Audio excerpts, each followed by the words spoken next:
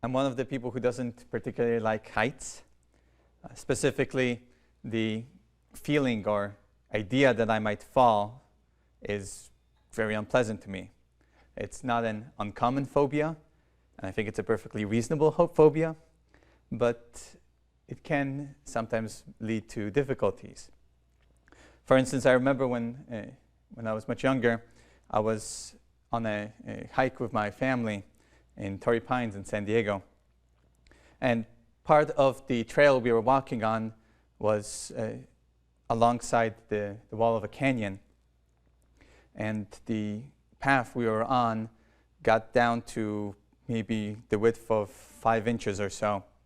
And my parents and my brothers crossed over quickly and without a problem, and then had to wait a couple minutes while I slowly edged along the side of the wall for those something like 12 or 15 feet.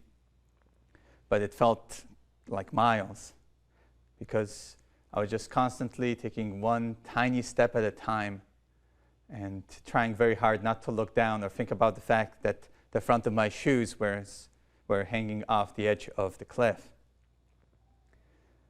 And moments like that remind me of a very important distinction. The distinction between what is simple and what is easy. Crossing those dozen feet or so was extremely simple. There was no decisions that had to be made. There was no turns or directions or worries. Just had to keep going down a straight line. But it was anything but easy for me. It's something similar with the challenge that St. Peter gives us in our first reading. Be holy as God is holy. It's very simple. We have to know what God is like and be just like him. Straightforward. But we can't pretend that it's going to be easy. In fact, if I try to do it by my own strength, by my own will, by my own self-centeredness, I'm bound to fail.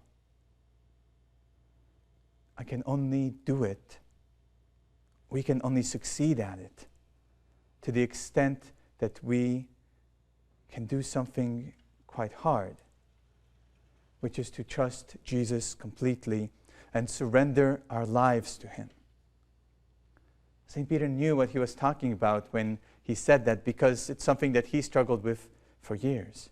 He gave up his boat and his life and his nets in order to follow Jesus. But he then had to keep surrendering, keep giving of himself, keep giving up again and again, as he found more and more places where he still tried to do it on his own, where he still struggled to let Jesus be his Lord. And we see that in the scriptures. As moment after moment, Peter gets ahead of himself and has to be pulled back. That is you talking. That is you working. Focus on the moments when the Spirit is guiding you, where the Lord is leading you. And the more he did that, the more he was able to find that 100-fold reward. And the more he was prepared to be the saint that he is. That is the path set before us. We too need to keep surrendering our lives by trusting more in God. The more we do that, the happier we're going to be, despite the challenges, despite the persecutions that Jesus promises. And that happiness is worth embracing. Even though it's going to be difficult, even though it's going to be scary to take those steps, to trust God more, to surrender a larger part of our lives. Just as it was so difficult and scary for me as a child to take the next step along that cliff. But just as in that situation, it is worth doing anyway. Because the grace that we ask for, the grace that allows us to do it, is what allows us to be the saints we were created to be. And allows us to rejoice forever as the beloved children of God.